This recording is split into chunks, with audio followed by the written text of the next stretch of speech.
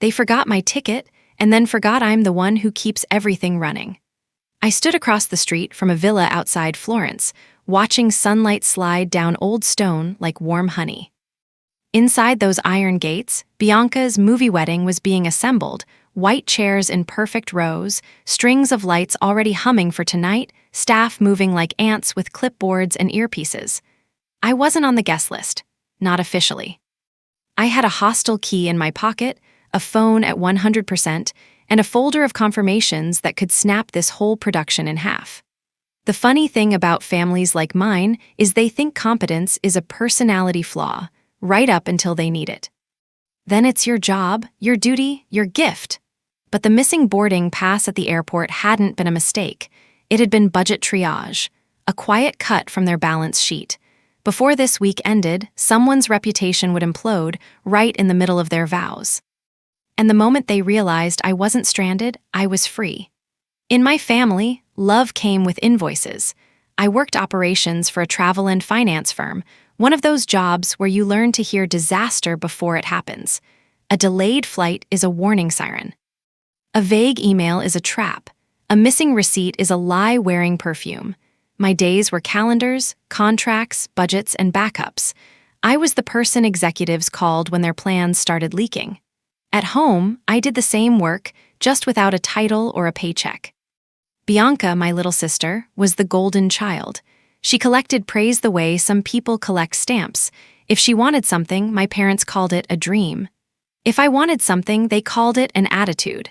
Mom cared about photos. Dad cared about control.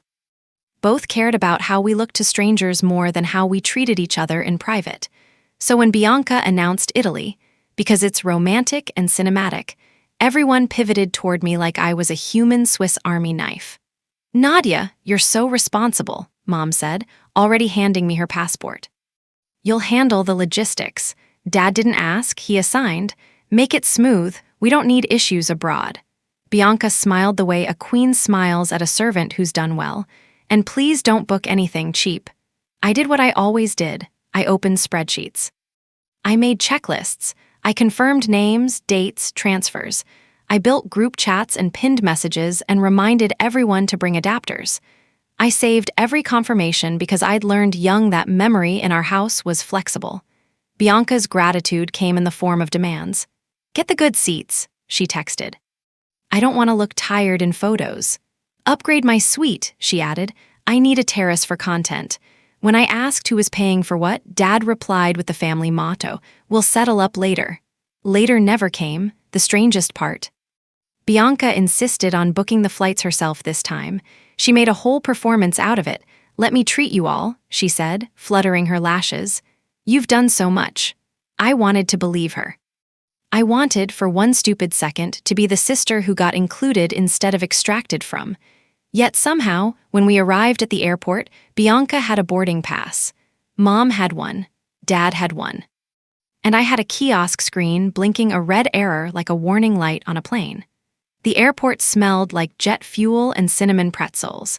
Fluorescent lights bleached everyone's faces into the same exhausted shade.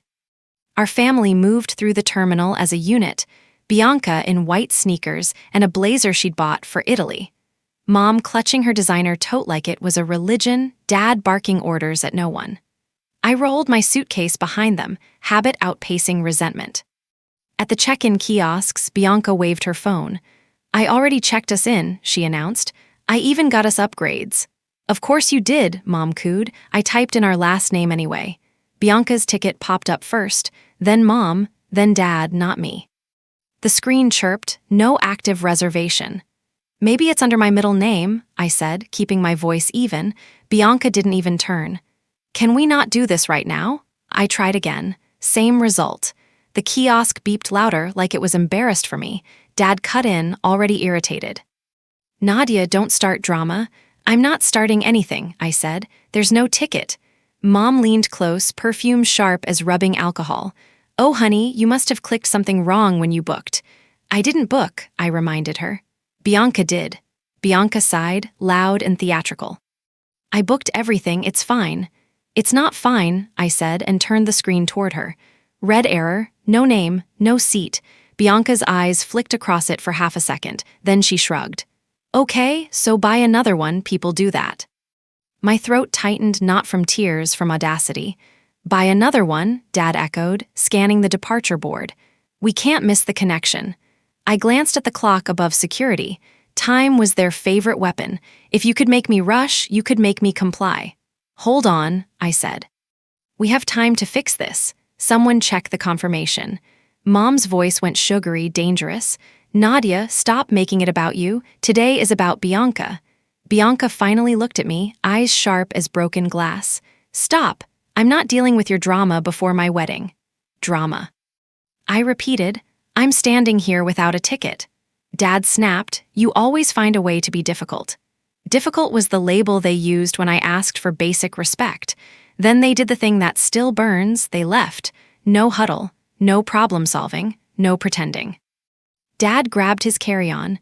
Mom adjusted her scarf for a selfie. Bianca lifted her chin like a bride walking to a throne. You can catch the next one, Dad said over his shoulder. Don't ruin this for us. Bianca added, without slowing, and don't tell anyone, you'll embarrass me. No ticket, no help, no hesitation. They walked toward TSA like I was a stranger who'd asked for directions. I stood there with my suitcase handle digging into my palm, watching my family vanish behind the velvet ropes. Something inside me flipped from wounded to operational. If you've ever been treated like the extra in your own family, hit subscribe, because this is where it stops. It would be easier to call it one cruel mistake, a glitch, an oversight, but the airport wasn't the beginning. It was the catastrophic failure point, the moment the whole system finally stopped pretending it could run without me. I'd kept a ledger long before I knew I was keeping one. There was the temporary $320 for Bianca's dress alterations when she couldn't move her arm in the fitting room. She de-hugged me afterward and whispered, "You're the best," like affection was a coupon. There was the venue deposit my parents swore they'd reimburse, next paycheck. Next paycheck turned into next month, turned into don't be greedy, turned into silence. There was the time Dad called at 11:47 p.m. because his car insurance was somehow late and he couldn't have the policy lapse. He didn't ask if I could cover it. He asked how fast I could. There were the little things that weren't little. Groceries when Mom said money was tight, an emergency dentist bill for Bianca when she forgot her wallet, the hotel upgrade my parents accidentally booked on my card because the website was confusing. The pattern never changed. A favor became an expectation became a demand became a moral test, prove you love us by paying, and if I hesitated, they didn't argue the numbers, they attacked my character. You're so cold, Mom would say. You keep score, Bianca would sneer. Dad's favorite was a tight-lipped, family helps family. Family helps family unless family needs accountability. Then it's why are you like this? When Bianca picked Italy, the numbers got prettier and uglier at the same time. Prettier because they hid behind words like experience and once in a lifetime. Uglier because the totals had commas. She wanted a suite with a terrace. She wanted a violinist at dinner. She wanted chairs that matched the stonework for photos. Every request came wrapped in a heart emoji like a knife with a bow on it. I asked for transparency. I got guilt. Don't nickel and dime your sister, Mom scolded, as if I'd invented budgets out of spite. We're under stress, Dad added. Be the bigger person. So I did what operators do when leadership is sloppy, I documented. Not because I was petty, because I was tired of being gaslit into forgetting reality. Emails saved, texts screenshotted, receipts filed, call logs noted. I started forwarding confirmations to my personal inbox because I'd learned that family accounts had a way of deleting history. At the airport, staring at that red error message, I realized what the missing ticket really was: budget triage. They had looked at the wedding budget, looked at the expenses, and quietly decided there was one line item they could erase: me. And the moment I stopped trying to fix it, a new question opened like a door in my head. What happens when the person who pays stops paying? I didn't need revenge. I needed documentation and the courage to use it. I didn't cry at the airport. Not there. Not under that fluorescent glare where sadness turns into spectacle. My throat burned. My eyes prickled. My fingers trembled around the suitcase handle, not from fear, but from a cold, radioactive fury that had finally found a shape. I stepped out of the check-in line and sat on a plastic bench near a vending machine. The screen played silent ads for perfume and credit cards. Somewhere behind me, a toddler wailed. Life kept moving, even when your family decided you were disposable, so I opened my travel app. Cheapest clean hostel near the city center. 4-star reviews. Lockers. 20 minutes from the train station. Mixed dorm, yes, but privacy was a luxury my family had never offered anyway. Book. A bunk bed and a keycard cost less than one of Bianca's cute dinner centerpieces. The confirmation pinged my email. I watched it land in my inbox like a tiny receipt-shaped life raft. Then I bought the next available flight with my own money, because I could, and because the difference between me and them was this: I didn't need permission to survive. At the airline desk, the agent looked sympathetic in that professional way. "We can get you on a later flight, but it'll be expensive." "I know," I said. "I'll handle it." In my head, I added, "just not for them." When I finally landed in Italy, alone, the air tasted like espresso and rain-washed stone. My hostel room had paper-thin curtains, a mattress that squeaked if I breathed wrong, and a metal locker that clanged like a jail cell. But it was mine. A girl from Argentina offered me a spare adapter without asking for my story. A receptionist slid me a city map and said, "Benvenuta," like I belonged somewhere. The kindness hit harder than cruelty. That night, I walked outside into Florence with my phone in my pocket and my name back in my mouth. They booked me out of the family. I booked myself back into life. The calls started before my suitcase finished circling the baggage claim. Dad first, 3 missed calls, then a voicemail. "Nadia, this is ridiculous, call us." Then Bianca, rapid-fire texts like she was tapping a microphone. "Bianca, where are you?" "Bianca, you need to fix this." "Bianca, we're short on the vendors, don't be selfish." There it was. The real ask. I sat on my hostel bed, the thin sheet scratchy against my skin, and listened to Mom's voice on speaker. In the background, I could hear clinking glasses and laughter, like they were already celebrating without me. "Nadia," Mom said, soft and sugary, "we're just overwhelmed. The florist needs the final payment today." "Then pay them," I replied. A pause, then Dad's tone hard, official, the way he spoke to waiters and bank tellers. "You have savings, you always do. Send it and we'll settle later." Later, the family word for never. Bianca grabbed the phone at some point. Her voice came in sharp, impatient bursts. "Stop acting poor, you're embarrassing me." "I'm not acting," I said. "I'm budgeting." She laughed, ugly and bright. "Oh my God, you're so dramatic. This is Italy, everyone is expensive." I looked at the hostel wall, paint chipped near the corner, and felt something settle in my spine. Not sadness, alignment. "Email me the invoice," I said. "For clarity." Bianca scoffed. "Clarity? Are you serious?" "Yes," I said. "Send the vendor names, the outstanding balances, and the payment deadlines. In writing."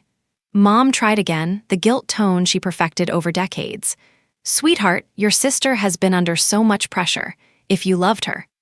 "If you loved me," I cut in, still calm, "you wouldn't be calling to demand money after leaving me at the airport." Silence crackled. Somewhere in the background, a fork clinked against a plate.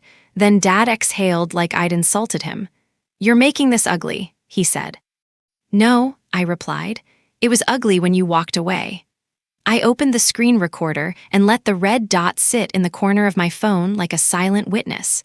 They thought they were controlling me from across an ocean. They didn't realize they were sending me the evidence. Italy made me quietly dangerous. The first morning, I sat in the hostel common room with a bitter cappuccino and a charger borrowed from the Argentinian girl. Around me, strangers laughed in 3 languages. Suitcases rolled over tile. A mop squeaked somewhere in the hall. It felt like the world had continued without my family, and for the first time, I realized it could. Step 1. I called the airline with my passport details and Bianca's record locator history. A man named Marco answered, voice flat with routine. "I'm looking for my reservation," I said. "It should have been part of a group booking." Keys clicked like rain. "Ms. Nadia," he confirmed my spelling, "I'm not seeing any active ticket issued for you on that itinerary, no seat assignment, no check-in, nothing." My stomach dropped anyway, even though I expected it. Hope is a stubborn parasite. "So, it was never purchased," I said. Marco paused. "Correct. If a ticket had been issued and later refunded, there would be a ticket number. There is none. Can you email that confirmation?" I asked. "Of course," he said. "I'll send it now." Step 2, I pulled my bank statements. I found the original pending charge Bianca had proudly screenshot as proof, then a refund processed 3 days later. Same amount, same merchant code. The money hadn't disappeared. It had moved. Step 3, I searched Bianca's texts. I found the message, "I upgraded everyone, don't worry about a thing." Timestamped 10 minutes after the refund. Step 4, I built the spreadsheet. Column A, claim. Column B, proof. Column C, date. Column D, amount. Column E, who benefited. The more I filled it in, the less emotional it became. Data doesn't care about your mother's tears. Numbers don't flinch when someone calls you selfish. I started requesting everything in writing. I asked questions like an operator, not a daughter. Vendors responded because vendors love clarity. Families like mine hate it. If you're watching this thinking, "Why doesn't she just walk away?" Watch what happens when the person who carries everything finally drops it. I let them think I was desperate. I texted Bianca, sweet as poison. "Send me the full itinerary. I want to help, I don't want any surprises." She replied with a heart emoji like she'd just forgiven me. She sent the venue address, the planner's contact, the hotel name, the schedule. At the same time, the smear campaign started. A cousin messaged, "Bianca says you're stressed and unstable. Are you okay?" A bridesmaid I barely knew wrote, "Just be supportive. It's not about you." They were building my obituary while I was still alive, so I answered like I was playing along. "All good," I typed back. "Just handling logistics." Then I called the wedding planner, Francesca, and introduced myself as Nadia, handling finance coordination. Francesca sounded relieved. "Finally, I've been trying to get answers for days." "Let's make it easy," I said. "Who is on the contracts and who paid the deposits?" "The initial inquiry lists your email," she said carefully. "Your name is in the contact field." "That's not a signature," I replied. She lowered her voice. "The signature on the final agreement is not yours, and the card used for the first deposit did not clear. It was replaced last minute." My throat went cold. "Put that in an email," I said. "Dates, amounts, authorization." Done. Then I called the hotel coordinator. Same questions, same same request, "Please confirm in writing."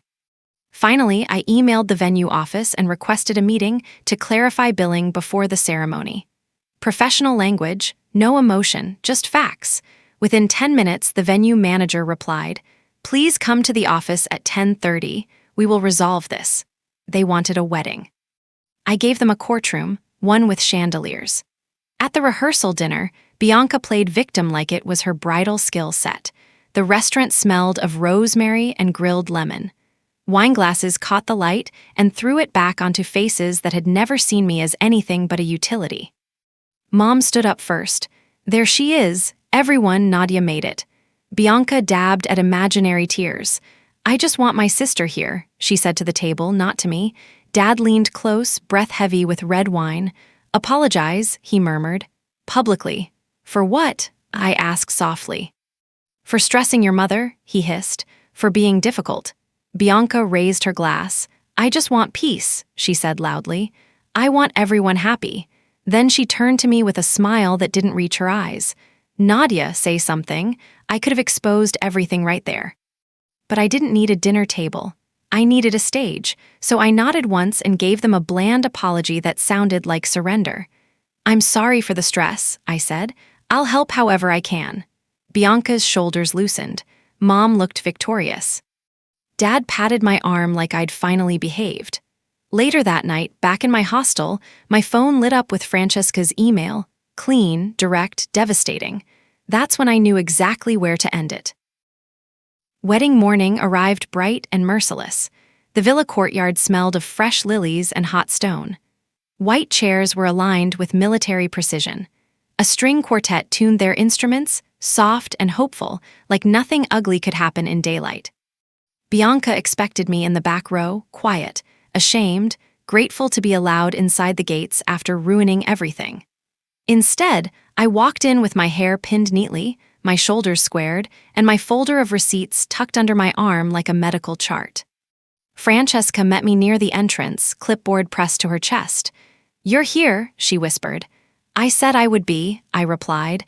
Bianca didn't look at me. Mom did. "Nadia," Mom said brightly, "thank you for being mature." Mature, their favorite word for obedience. Francesca approached my parents, voice carrying. "We need to finalize outstanding balances before service begins." Dad smiled too big. "We're all set." Francesca didn't smile back. The venue manager requested clarification regarding the deposit trail. The caterer flagged a payment discrepancy. Mom blinked. "What discrepancy?" Francesca glanced at me. That was my cue. I stepped forward, no rushing, no theatrics, just present. I opened my phone and turned the screen outward. The spreadsheet filled the display like a verdict. "Exhibit A," I said, "airline confirmation. No ticket was issued in my name." Bianca's head snapped toward me. "What are you doing?" she whispered. I answered the room, not her. "Exhibit B," I continued, "refund processed 3 days after Bianca told me she upgraded everyone. Same amount. Tuesday at 9:14 a.m., Dad tried to interrupt. This is a misunderstanding." "Exhibit C," I said, "Francesca's written confirmation. My email used for booking inquiry and the signature on the agreement isn't mine." The air shifted. Phones rose. Whispers started spilling like wine. "If you want the receipts moment, stay." This is the part they couldn't talk their way out of. Bianca stepped closer, voice cracking. "Why are you doing this to me?" "I'm not doing anything to you," I said. "I'm showing what you did to me." Mom reached for my arm. "Not now," she hissed. "After the ceremony?" "After what?" I asked. "After you've used me again?" Dad moved in front of me. "You're selfish. This is your sister's day." "Funny," I replied, because my ticket disappeared on her day too. Bianca spat. "It was an accident." I tilted my phone. "Exhibit D," I said. "Your text, all set, sent 3 minutes after the refund. Accidents don't have timestamps that clean." Francesca raised her clipboard. "Until this is resolved, the caterer and florist pause service. The venue will not proceed without cleared payments and confirmed authorization." The quartet stopped tuning. One violin squealed as it lowered. Bianca's mouth opened, closed, opened again. "This can't be happening," she breathed. Dad's voice went brittle. "We'll pay." "Nadia, put your phone away." "Pay what?" I asked calmly. "The balance you promised to settle later or the fraud you billed under my name?" Mom hissed. "You're humiliating us." "No," I said softly. "You just assumed no one would notice." Francesca leaned toward me. "Luca is coming," she murmured. "He wants to see the documentation himself." I nodded once. Crisis Management 101, control the narrative. And for the first time in my life, I did. The sunlight outside was brutal. It made everything honest. Francesca escorted us into a small office off the hall, cool with air conditioning and the faint smell of printer ink. Outside, I could hear guests murmuring and the nervous whisper of strings. The venue manager, Luca, stood behind a desk with a tablet, calm as a judge. Dad tried to take control. "There's been confusion. We'll pay whatever is needed." Luca lifted a hand. "Before payment, I require clarification. Several transactions list Ms. Nadia as the initiating contact and authorize her card." Mom's eyes widened. "That's impossible." Bianca snapped. "We're family." "She's fine with it." Luca didn't move. "Ms. Nadia, is that correct?" I turned my phone toward him. My spreadsheet glowed. "My name was used," I said. "My consent was." Bianca's voice rose. "You're ruining my wedding." I scrolled, letting facts do the talking. Airline call log, Marco's email, no ticket number exists. Bank refund Tuesday at 9:14. Bianca's text at 9:17. Planner confirms signature mismatch. Mom whispered, "She's always been dramatic." Luca's eyes stayed on the screen. "The spreadsheet is precise," he said. "It does not care who your mother is." Silence hit like a door slamming. Through the hallway someone whispered, Oh my God, Luca continued, clinical. If the balance is not paid immediately, service pauses. If identity misuse occurred, we contact local authorities. Contract requires verified authorization. Dad reached for his wallet, stopped, he didn't have enough. Bianca turned to me, eyes wet with panic. Nadia, just fix it, please. I met her gaze. I'm not fixing what you broke, I said. I'm just showing everyone who did it. They scrambled like people whose safety net just disappeared. In the hallway, Bianca's in-laws spoke in rapid, angry Italian. The words firma and pagamento cut through the air. Dad made calls with a sweaty phone pressed to his ear. Mom tried to smile at guests while her mascara threatened to surrender. Bianca blamed everyone, Francesca, Luca, the weather, me, because accountability doesn't photograph well. Eventually, they paid, not gracefully, not proudly, but they paid, credit cards sweating, voices shaking, reputations cracking. The ceremony happened late, strained, haunted by the knowledge that their oops had a paper trail. I didn't stay for the toasts. I walked back to my hostel as the sun slid behind the rooftops, streetlights flickering on like soft punctuation. Florence smelled of espresso and wet pavement. My footsteps sounded steady on the stones, a rhythm I'd never heard when I was busy carrying everyone else. It wasn't forgetfulness. It was a decision. I didn't abandon them. I stopped abandoning myself. And that night, I booked another night at the hostel and checked out of being their backup plan.